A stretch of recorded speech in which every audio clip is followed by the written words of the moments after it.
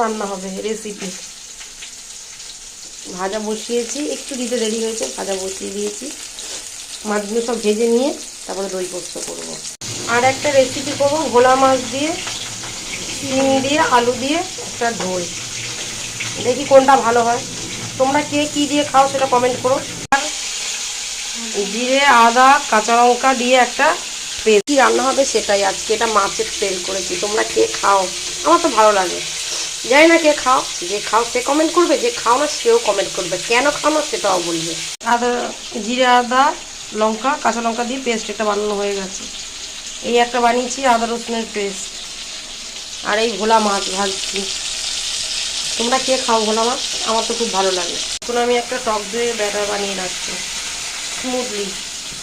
একটু ভালো করে ফাটিয়ে নিতে হবে ওটাকে।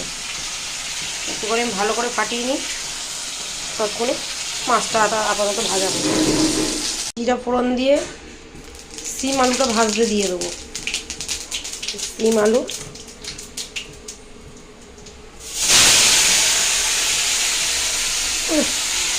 ভাজবো।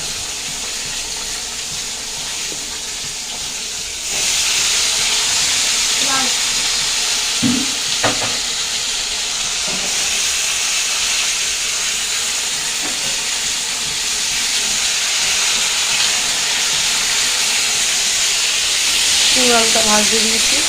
পোস্ত আর চালমগজ বেটে নেব। ব্যাস, ভাজা হয়ে গেছে। এবার জিরা আদা বাটা দিয়েছি, কাঁচা লঙ্কা বাটা দিয়েছি, এই টমেটোটা দিয়ে একটু নাড়িয়ে দেবো।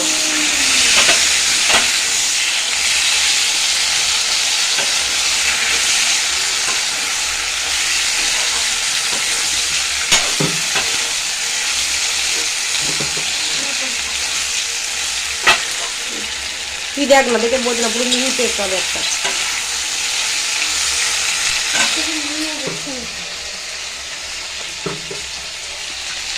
একটু হলুদ দেবো।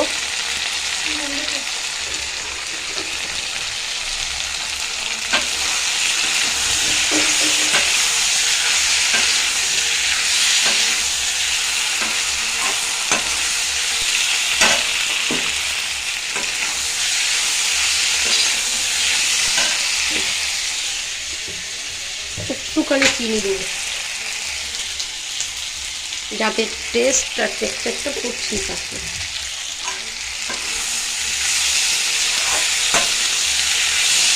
এবার নাড়িয়ে চাড়িয়ে যেন তরকারিতে জল দিয়ে দিয়ে ফুটে গিয়ে ফাইনালি আমার ভোলা মাছের ঝোল রেডি। বাই।